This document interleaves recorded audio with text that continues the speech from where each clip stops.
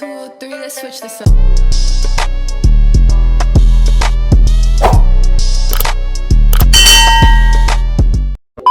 Welcome back to my channel. I'm Morgan. This is JP, if you can't hear him. He talks really low. But anyways, welcome back to my channel. If you haven't yet, make sure that you do subscribe before you leave. Also, I told you guys in the live, but make sure that you turn your notifications on because I'm still not sure what my actual uploading schedule is. I wanted to upload on Thursday and I just didn't feel like filming that night after that live. I didn't feel like it. If I don't feel like it and I'm not in the mood, I'm not going to do it. So I'm filming today, which is Friday, and I don't upload on weekends because none of you guys watch content on the weekends. So this will probably be uploaded again on Tuesday. So it most likely will be Tuesdays and Thursdays, but we'll have to work on the Thursday thing because I don't know. Used to on my channel, I had a series called Beauty and Documentary Breakdown where I would do my makeup and we would break down a documentary that you guys chose. Those videos were so long to film. I'm talking like they would take me minimum 3 hours to film, and I would have to take a break to like go to the bathroom, eat, etc. And also a lot of you guys commented and said we would just rather you just talk about the true crime.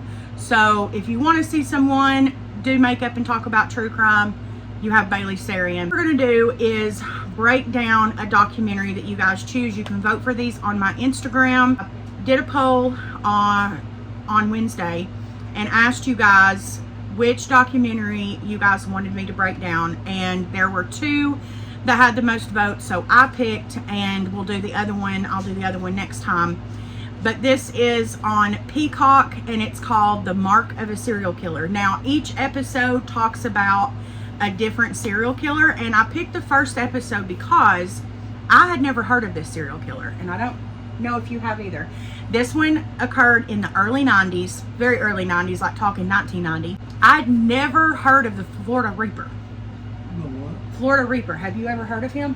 I remember hearing something, but I don't know. You don't know? Maybe this will like jog your memory, but I took a bunch of notes as I always do. I mean, there's literally 13 pages of notes here to go over, and we're going to go in the order that the documentary does. So this is how I used to do it in Beauty and Documentary Breakdown, and that's how I'm going to do it here. Before we even get started, this is a very gruesome story, okay? So before we even get into all of this, and John is going to be in these videos per your guys' request for his commentary, or also he was a little bit older during these time periods, so he might remember like how the world was reacting at the time and what it did to society. This did happen in the South. He will be here for commentary relief. Also, if he is familiar with any of these, he can fill in on what he remembers, like how heavy was it on the news, like so on and so forth. Again, this is episode 1, Mark of a Serial Killer. Before we get started, I want to go ahead and put some trigger warnings. I'll list them all here on the screen. Number 1, viewer discretion is advised. This is for 18 and up. We're going to be talking some very heavy topics in this. We're going to be depicting crime scenes, which were very gruesome. We're going to be talking about the ways that these people were found. Again, very gruesome. We're going to be talking about child abuse. We're going to be talking about the R word. There's going to be a lot of things here that we're going to be talking about. So if any of those things are triggering or harmful for you, please click out of this video, go find a funny story time of mine or something like that, and we'll see you guys in the next video. As always, this video is for entertainment and educational purposes only. I will also have the copyright act right here on the screen for anyone to read. I will also not be showing any clips from the documentary. If you want to watch it, you will have to go there. The only thing that I will show is different like pictures of people or news articles, detectives, different things throughout, so you can kind of get a visual in your mind of the people who are actually in this episode of the documentary. All of the ideals and thoughts in this are mine and mine alone, and John's and his alone. No one have coerced us, and also we will keep the comment section respectful as usual.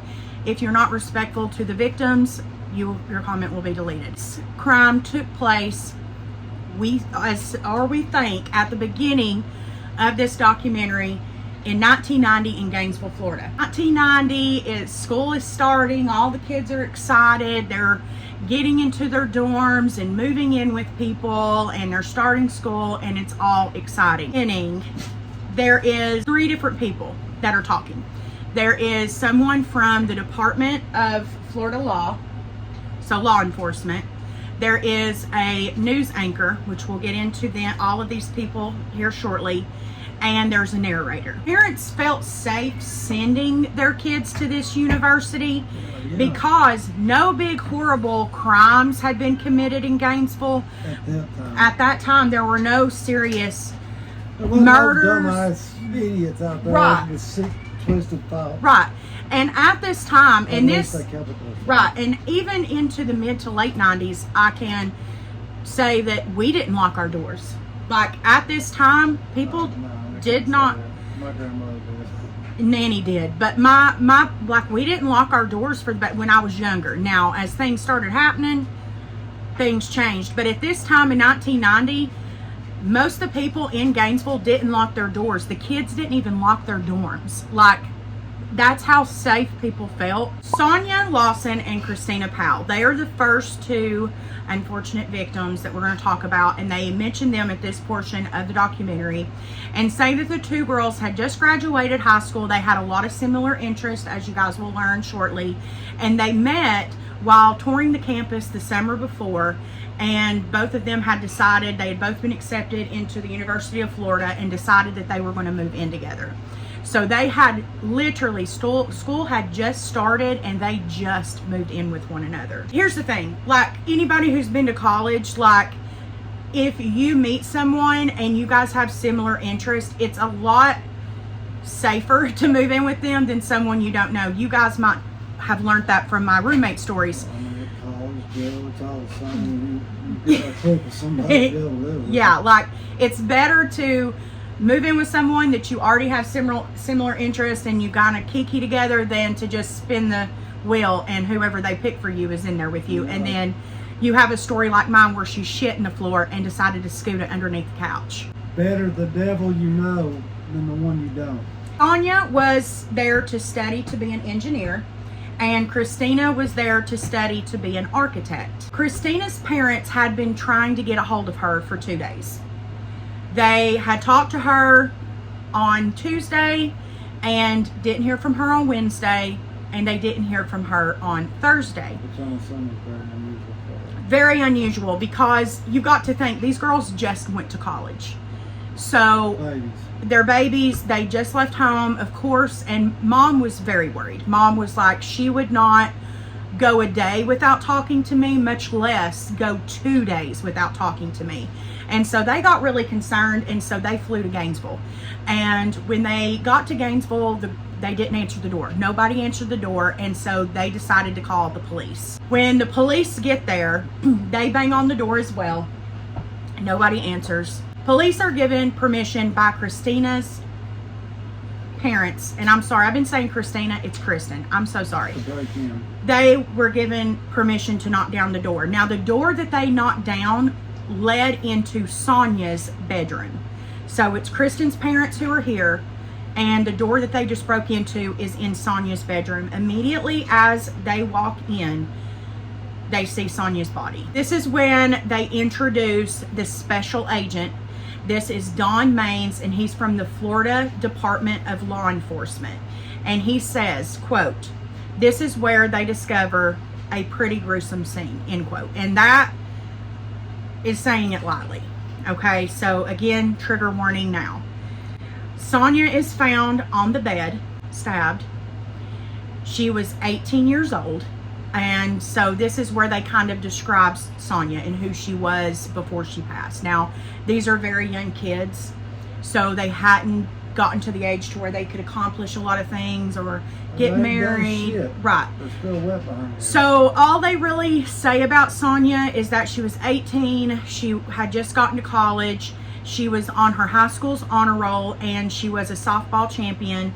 And she also was a Sunday school teacher at her local church, and she also sang in the choir.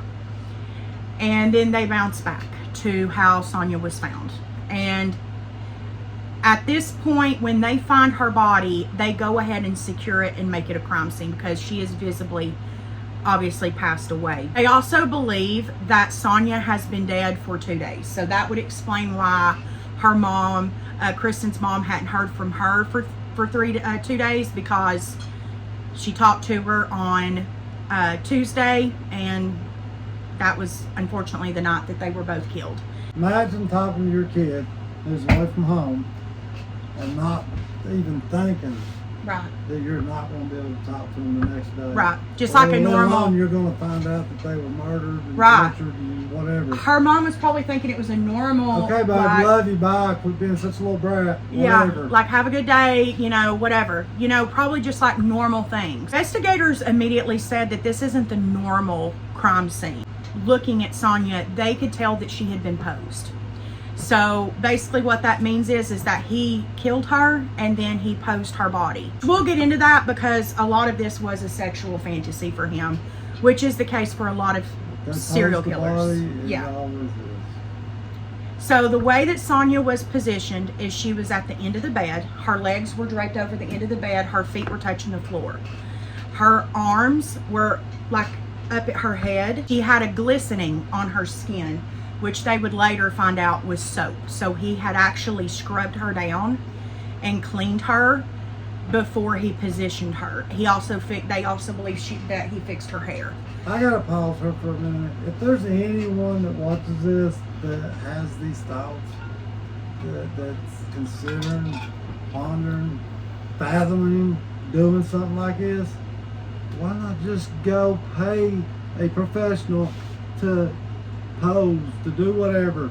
Why? Do not go out here and hurt nobody. Do not go out here. That's part of the fantasy, though. Well, shoot yourself. I'll have to go. Do us a favor. They said that the comforter or the quilt on her bed, you could tell he had pulled her to the end of the bed, like the covers were kind of drugged down with her body. There was also residue on her wrists. So he did wash her, but he didn't scrub her wrists completely because the police, and this will be a running theme, the posing, the cleaning them off, the doing the hair, and the residue on the wrist, this is all going to be consistent moving forward. So keep it in the back of your mind. Once another, you have a cereal. Yeah, so they found residue on her wrist, which was consistent with duct tape. So she had been bound before he posed her. So we don't know what her final moments were like. If you're duct taping someone, you can't prepare. As police search the remainder of the home, they do find Kristen.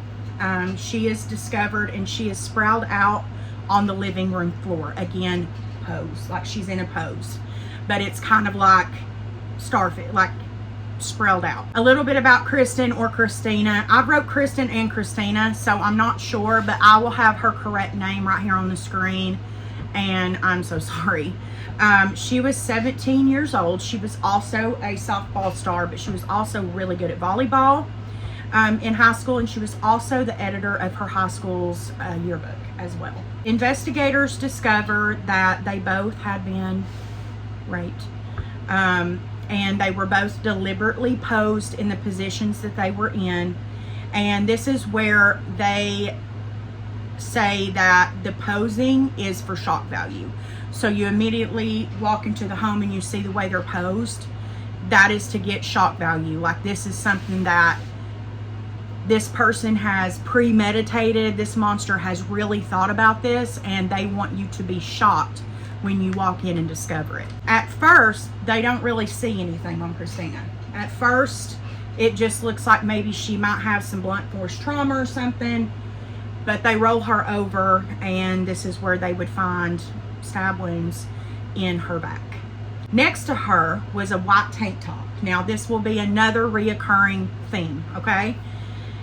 On the tank top, it is cut. It's cut from the waistline. On the right side, it's cut from the waistline to the neckline, which made police believe that she had been bound as well, and the only way to get the shirt off of her was for him to cut it. So, and this will be a reoccurring theme as well. As they move through the home, they move into the kitchen, and what they find on the kitchen counter, again, is going to be a reoccurring theme. They find the dish soap, which would be consistent to what was on Christina's skin as well as Sonia's and what he cleaned off them with. He also cleaned himself off, and also were paper towels. Now, what would be on these paper towels would later be discovered to be the killer's semen. And this would help later on help solve the case. Now, finally, at the back door, this is where they find the forced entry, how this person broke into the home. And they say that it was consistent with the marks of a screwdriver. So he had used a screwdriver to get in, and this wasn't something he had done a lot. Like, you could tell this might be his, right, you could tell this wasn't his first rodeo. He got all, like, it was a wood, like, you know how older homes were made like out of real wood? You could, like, he had fucked it all up. This is where investigators talk about the different types of homicides, and 9 times out of 10, homicides are a crime of passion. So they're not done in they're blunt force trauma, or they've been shot once or something to that effect. He said this was gruesome, and this was done by somebody really evil. This was just pure evil, and might even be some type of revenge. This is what was going through their minds in the beginning. So at this point, they think, okay, next steps, we need to start canvassing the neighborhood, we need to start talking to people, and they were hoping that this was just going to be an isolated incident. They were hoping that this was going to be the only case that was going to happen. They reach out to the university, they tell the head of the university, and he does a speech and talks about how you never want to hear that your students have lost their life, but for them to be 18-year-old little babies, like just leaving home, yeah, like eyes wide open, like just so excited, exactly. Christina, she was only 17. She hadn't even turned 18 yet. 9 hours after their bodies were found, the police get another phone call. Shocker. This is when they would start to bring behavioral investigators involved, because Crystal Hoyt was the dispatcher for Gainesville Police Department. Okay? And she was brand new to the sheriff's office. She was trying to get her foot into the door, into law enforcement. She wanted to be an investigator herself. She was also going to college. And she didn't show up for work. And this was very, very uncommon for her. Crystal's supervisor found it so uncommon that he's the one who called the police, because he said there's no way that Crystal would not show up for work. No, she is like wanting to get so much experience so that she can move up and be a police officer and become a detective and all these things. So he immediately called the police. Police go to her home, and they're banging on the door, and she's not answering the door. And so she had a side window, and the officer went and looked in that side window, and guys, what he would see. Now, this is a really, really bad one, you guys. I want to go ahead and say that now. This one's bad. He's seen a horrific scene. There was blood everywhere. I mean, the detective said that there wasn't a spot in that house that didn't have blood. She had also, unfortunately, been raped, and she had been stabbed, and her torso had been cut open, and she had been disemboweled. Sounds like he was honing his skills and he was getting more confident. He was getting cockier and confident with every kill.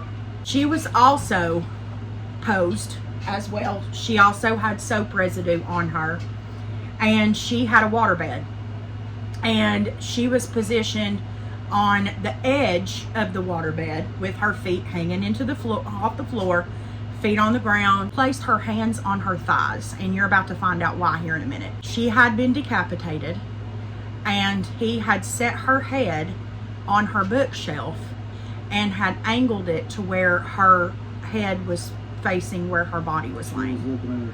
Correct. Well, he said it was strategically placed in that direction, and that he was getting more confident. He was getting cocky.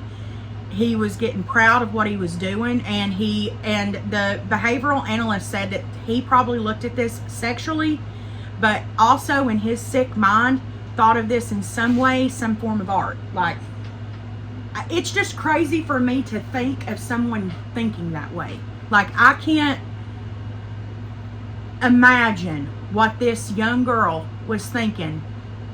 Like, what is going to happen to me? Like, I can only imagine that so many thoughts run through your mind. And then you're wondering, well, how much did she endure? Like, how much, you know, it's just, it's so sad. This again is where they kind of cut back and they kind of describe her a little bit. This is where they say, you know, that she was in college and that she had recently become a dispatcher and she was wanting to get into law enforcement, and her mother actually is in the documentary, and her mother just says that she was the happiest person. She was always happy and smiling and excited about things and was just looking so forward to becoming a law enforcement agent. And this is where investigators say, like John said a minute ago, it's personal now. Like, you've gotten one of our own now. This is personal. This is the first time that students are going to call law enforcement and they're going to mention this strange guy who hangs around campus. He'll hang around restaurants and on campus, and he has a knife on him, and he just kind of stares at people. Hey, I do that. And lurks, and is just kind of, everybody said he was really weird. He would say weird things and like just be real weird. And so police get this call, but it leads to nothing at this point. Crystal's crime scene, they find another shirt cut exactly the same on the right side. It's cut from the waistline to the neckline, and she also had tape residue on her wrist as well. And they also find a singular knife wound in her back.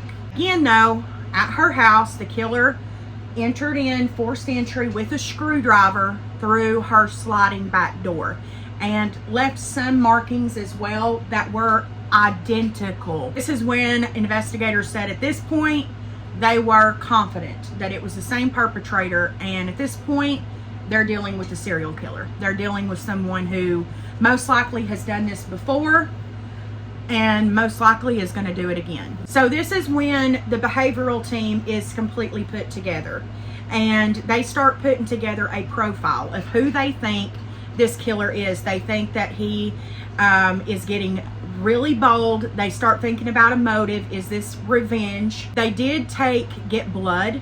So from the first crime scene, obviously they got the semen, and that is how they got his blood type. So they do know at this point that he has a type B blood type. And so they know that he's white. They think that he's between the ages of 24 and 35. They also think that he's someone that kind of roams alone, a lone ranger. They don't think he has any type of day job or any type of commitment. They think he's just kind of roaming around. They also do believe that this person may have some very traumatic background as a child. They also believe that he is going to have a lot of psychological and mental issues. And this is when they start thinking, and the main behavioral analyst investigator that's in the documentary, this is where she said she now knew that this was some type of sexual fantasy, and that he had criminal thought in his head all of the time, and that it had been leading up to this. Like, it probably started small, like with most serial killers. They start with like animals or bugs or some shit, and they eventually it just works itself up. Yeah.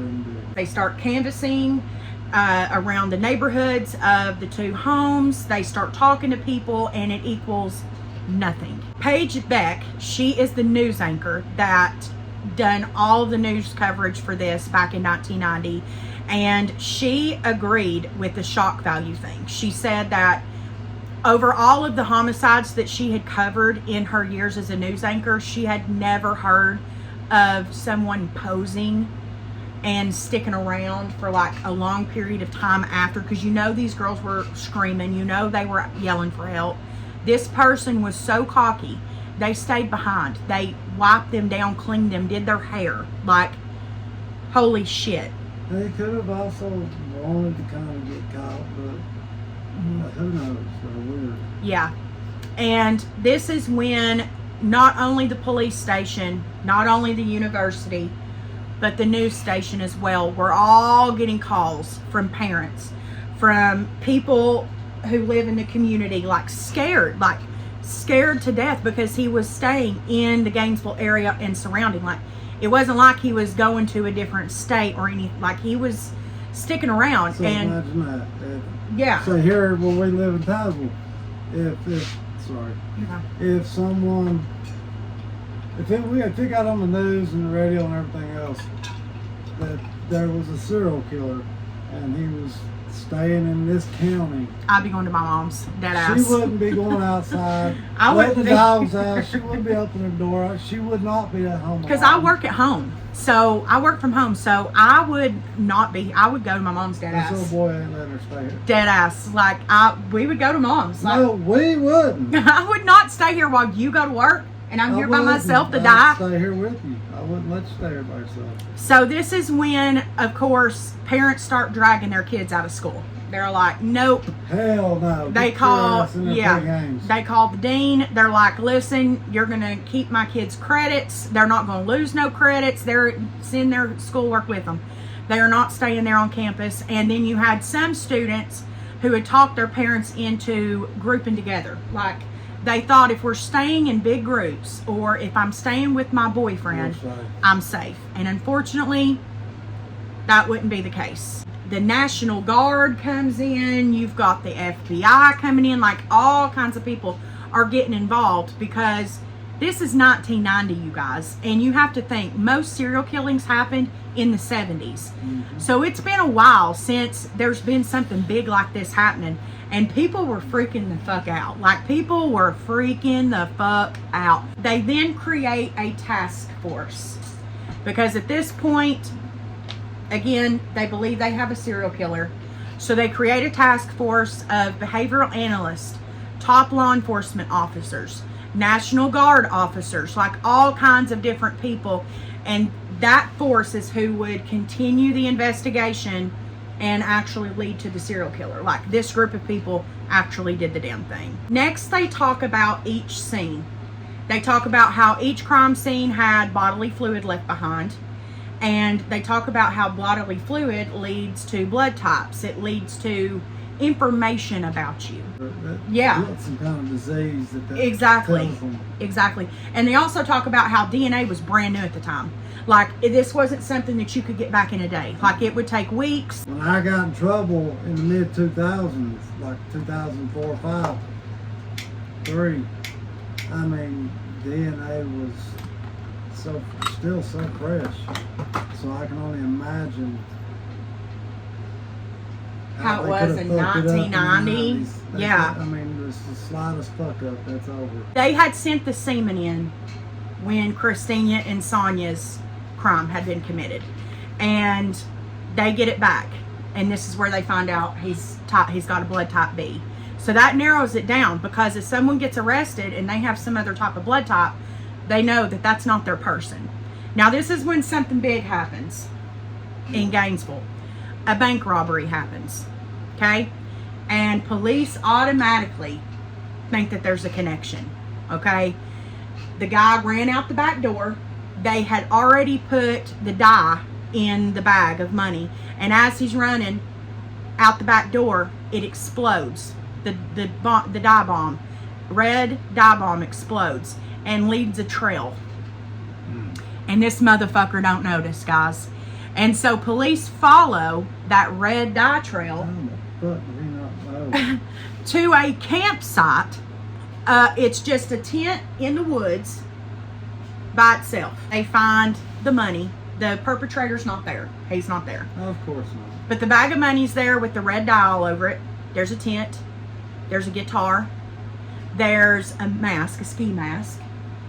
There is a gun, a bunch of jewelry, a screwdriver, and a CD, and a CD, like a cassette and a cassette player. Which would lead anyone to believe, hey, we've got him. If if we just go hide out and wait. Right.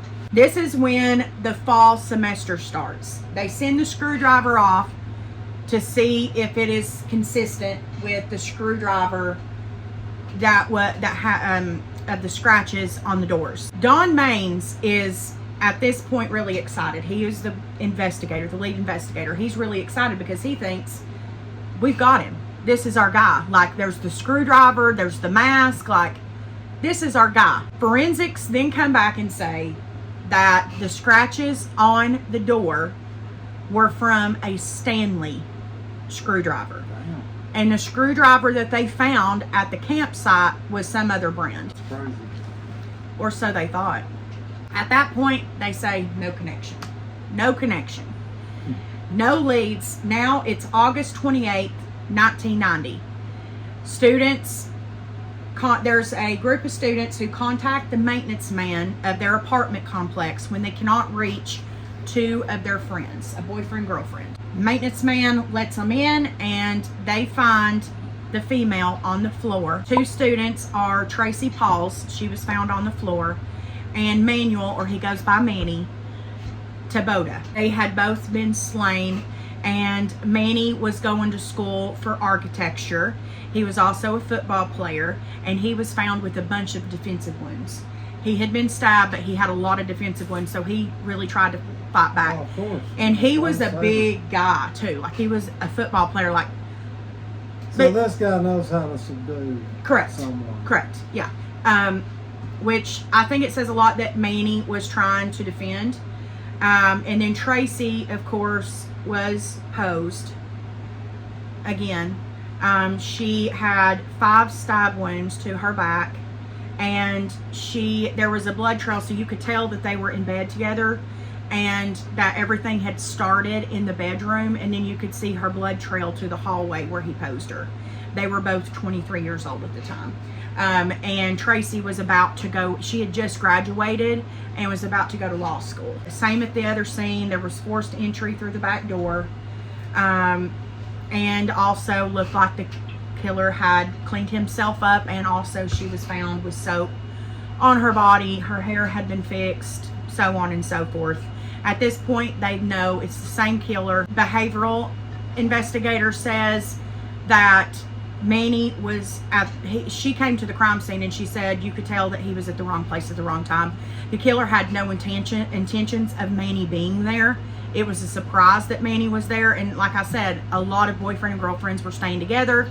A lot of big groups of friends were staying together at this point, and so the killer thought that Tracy would be alone, and she wasn't. Her boyfriend was there, and so they do think that Manny went first and that she had to sit and watch him be killed, which I can't even talk about that. They also said that the behavioral investigator said that that the killer got a lot of enjoyment getting to watch Tracy watch Manny be killed. Like, this was something that probably really got his adrenaline up because he wasn't expecting Manny. And when he was able to take Manny down and see how scared she was, most likely this got him going. Probably got him to start going after people that would partner up. And this is a really sad part. They talk about the dean, the president of the university, is walking down the street on campus, and he said it's like complete quiet. Like, nobody's out, nobody's doing anything, and he's walking by himself, and all of a sudden a car approaches him, and it's a car full of students, and they're like, President, you said that we weren't supposed to be alone. That includes you. Get in the car. Well, and they drove him home, and he's like crying, and he said, I'll never forget that moment, like, as a grown man and as the president of the university, you really hold yourself to take care of these kids. And when they start dropping like flies, you think that the students, he said, not that I thought they would turn on me, but that's kind of like what you would expect. And they didn't. They were just as concerned about me as I was about them. And he said this is when things got really scary because everybody was petrified. Everybody was scared to death. This is when they go back to getting the call about the boy who roams about the campus he wore combat clothes, so he wore camo. He carries a knife on his side. He would come to known as Edward Humphrey. He was an 18-year-old student, and he was odd. Some students would say that they were talking about all of the killings, of course, that were happening on campus, and he laughed about it. And so that's not a good look. The police start following him at this point. They start watching him. And like the student said, he just kind of lingered about. And then one day he decides to go on a little cruise. And so they follow him. And they would follow him to his grandmother's house, where him and the grandmother end up getting into a huge fight. And so the police arrest him for assault. So he gets arrested. He's put on a $1 million bond. So they go into this interview. It lasts 8 to 9 hours. And they said from the rip, he was strange.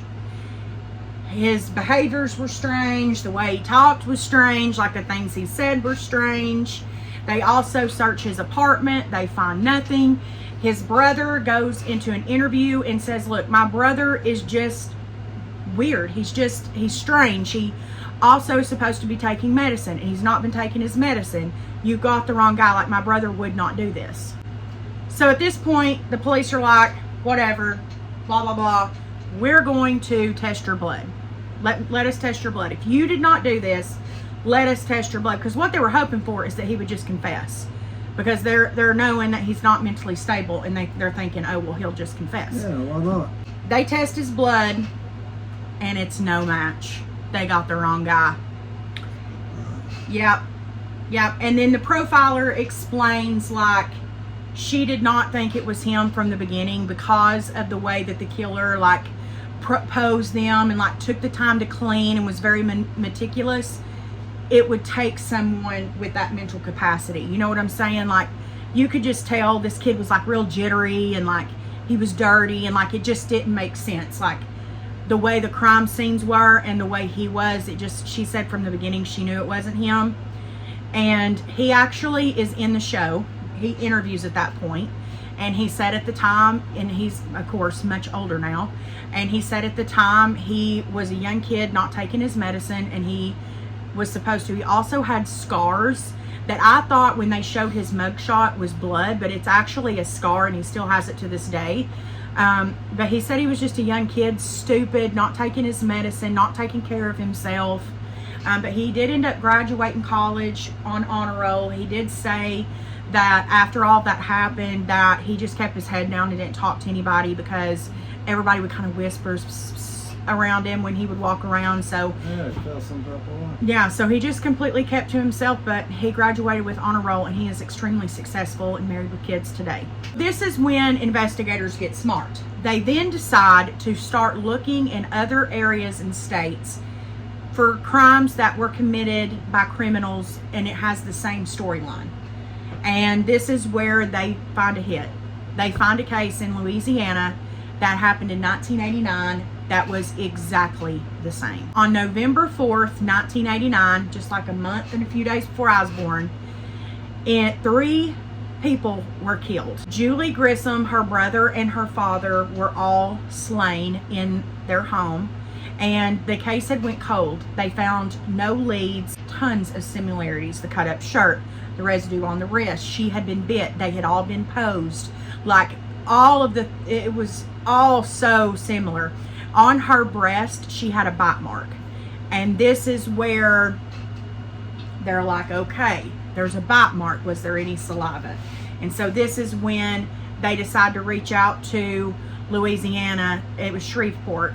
And they decide to reach out and see, was there any saliva? Reporter comes back and she says this is when he was named the Gainesville Ripper.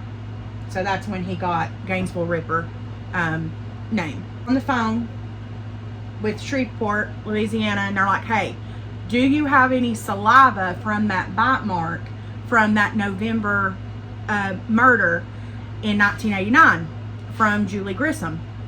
And they said, yeah, we sure do. And so they send it off to get tested, and the behavioral analyst, she says, I remember the day vividly. He comes in with an envelope and he says, we got a match. And this is when they knew the same person who committed those murders back in Louisiana in 1989 is the same person who's committing crimes now. Then this is when they get a tip. Now this person is never named, so I'm assuming that she wanted to be anonymous. But this is when they get a tip from a lady in Louisiana. And she says that she had a person who lived with her for a little bit in Louisiana. And he came to her one night and said, I have to move out because I'm a bad person. And she says to him like, oh, well, we've all done bad things, you know. It doesn't mean that you're a bad person. It means that you made a bad decision. And he said, no. And this is what he said, quote, no, I like to stick people, end quote. So they ask her, who is this person? Have you heard from him? And she's like, no, I haven't heard from him. He moved out, but his name is Danny Rowland.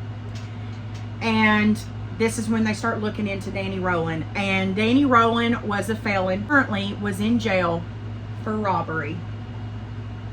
He had robbed a grocery store.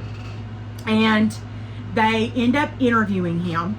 And while they're interviewing him, they ask him for a blood sample, and he agrees. And it ends up being an exact DNA match. So they have found the guy. So the killer was Danny Rowland, charged with murders, all the murders, of course, and he pleads not guilty, of course. Yeah, so they start building the trial, and while they're building it, they see that he's committed a lot of grocery store robberies, and this is when they're like, wait a minute, that robbery that happened at the bank, at the campsite. So they go back and they look through all the evidence, and remember that cassette tape that I mentioned. They put it in and they play it, and it is Danny playing guitar, and as he's playing guitar, he's singing about killing people and how he's never going to get caught. They're never going to find me. So literally, if they would have listened to that fucking cassette tape, they could have saved some lives. But but also the Louisiana murder wouldn't have been solved either. And they're like, well, let's take another look at the screwdriver. Why not? Let's actually send it for prints now. It's a match. Let's not even hold it any longer. It was the screwdriver all along. So they had fingerprints on it from the fucking get-go when he was a felon. The screwdriver that someone said first said is not it. Right. This is a Stanley. Yeah. And it was used as a craftsman to do it. Yeah. It was the fucking screwdriver the whole fucking time. And they had his fingerprints the whole fucking time. And he's a felon, so his fingerprints already fucking exist in the system. Yeah. Ah! Like, what the fuck? First off, your DNA gets taken from the rip. Yeah. Second off, there's a few fuck-ups in this case. Yeah. That I hope they got fired after that. They didn't. They got accolades. But They could do all. this is when they show Danny Rowland's interview, like press conference, and he just sings the whole time, and it's like word salad, like nothing makes no fucking sense to you. And of course, this is when they start talking about his past, his childhood. He had started watching girls through windows in his neighborhood. Good time. And he idolized Ted Bundy. And he always said growing up, I'm going to be the next Ted Bundy, but I'm going to do it better, and I'm going to get away with it. Well, see how that fucking turned out. Tells this story about how he had started watching his neighbor, actually, teenage girl, getting out of the shower one night. He caught her, and he got an erection. And he started to fantasize about strangling her and stuff. And that was his fantasy about cleaning them afterwards, was because she was in the shower, so he wanted them to be clean. Guys, I cannot. January 31st, 1993, so 3 years have passed. Warden calls the investigators and says, hey, Danny wants to talk to you guys. He wants to do an interview. So, of course, the investigators go because they're thinking, oh, we're going to get a confession? Hell yeah, we're going to go. And so they decide to, of course, video it. He brings this other inmate with him. They call him Bobby. I don't know if that's his real name or not. But Bobby comes with him to the interview, and he will only talk through Bobby. So they'll ask Danny a question, and he'll lean over and like whisper to Bobby, and Bobby will answer it. Like, the fuck?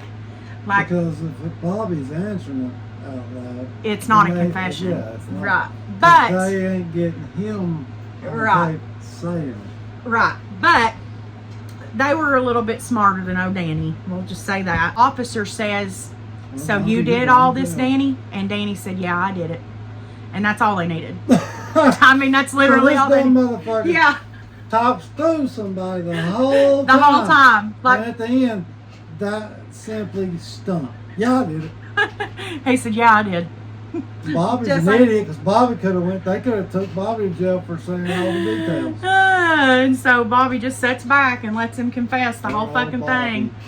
Poor Bobby. He got drug into all this shit. Damn it, Bobby. February the 15th, 1994, day after Valentine's Day, the trial begins. Now, keep in mind, this motherfucker is still saying he's not guilty, but he's confessed at this point. I did it, but I'm not guilty. So the lawyer, the prosecutor, he is speaking in the documentary at this point, and he said, I was ready to tear his ass, share every fucking detail, all of it. And at this point, Danny had started to show some type of remorse. Like, he was crying in the end of the interview and saying, you know, I have to live with what I've done. But we'll talk about here in a minute what was in his fucking jail cell. Fucking weirdo. So Danny, at the beginning, asked to address the court. Now, keep in mind, all of the victims' families are in the court. The courtroom was fucking packed.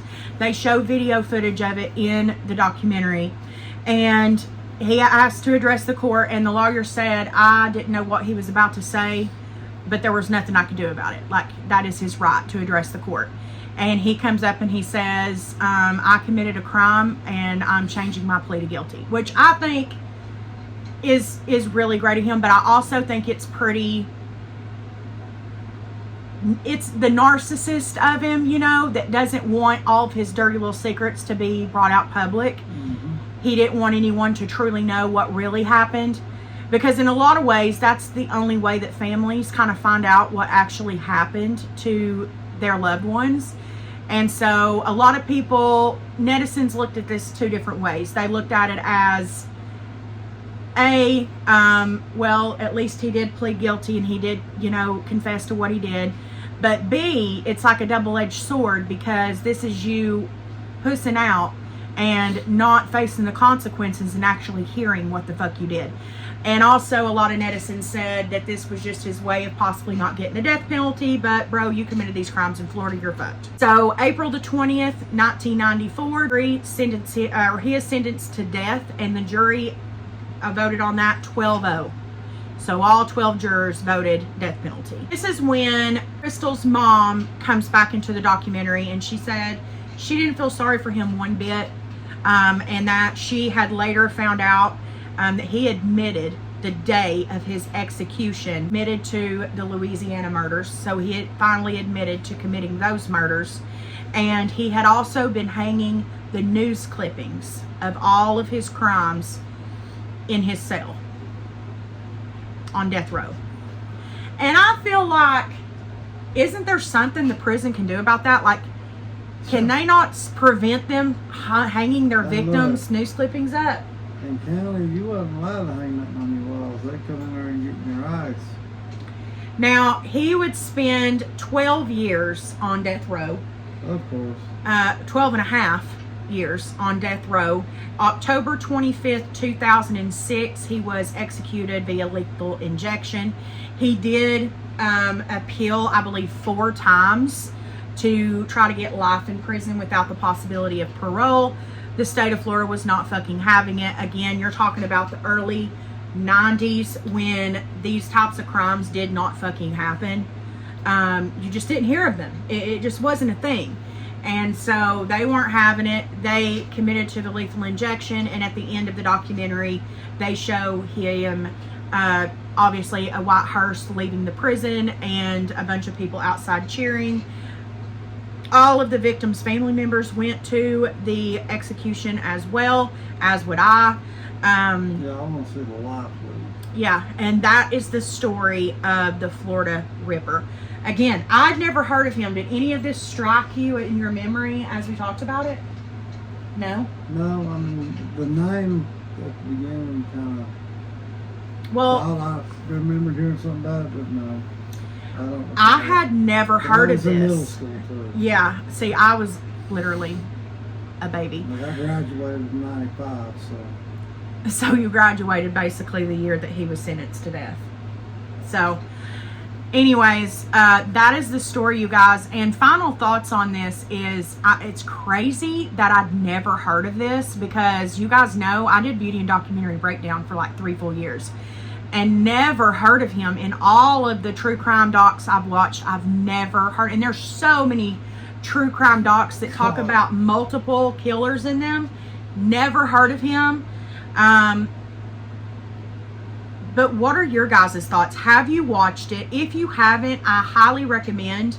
I mean, if not, just to like educate you, I mean, on things that's happened. It is on Peacock. It's free. It's also on the Oxygen Network. If I don't know anybody that still uses cable, but if you have cable, this was originally uploaded, I guess, off Oxygen. But what are your thoughts? Do you have any commentary to give off of this one? Just another sick fuck. Some bitch should have been buried a long time ago. Some bitch should have been buried a long time ago. Okay. Well, I truly, my heart is out to the family, and you are in my prayers. I hope that you guys have found at least a little bit of peace knowing that this motherfucker is no longer here and is in hell where he belongs. If you are going to college, be safe. Running groups. Always be mindful of your surroundings. Yeah. Always. Watch yourself. Lock your fucking doors. Get yourself Ring cameras. Like, we are in a day and age now. You ain't getting away with shit. Somebody somewhere had a camera that caught you doing something. I would have cameras all up in my motherfucking dorm. Like, it would be angled everywhere, like in your apartment. Just be safe, guys. Make sure that you subscribe before you leave. All my social media will be linked down below. Let me know how you like JP being in the true crime videos. A lot of you guys wanted his commentary, because a lot of these that we're going to talk about happened during his era. So, sorry that this one wasn't one that struck a chord. I was thinking maybe it would. I've done a lot of acid and smoked a lot of weed, so Same. there ain't going to be too much Same. strike a chord probably. Unless you talk about Slimer getting murdered in the woods or something. Anyways, I've got an hour worth of footage already that I've got to edit, which is going to take me like 5 to edit. So we love you guys so much. Be sure to subscribe, turn your notifications on, and until the very next time, bye.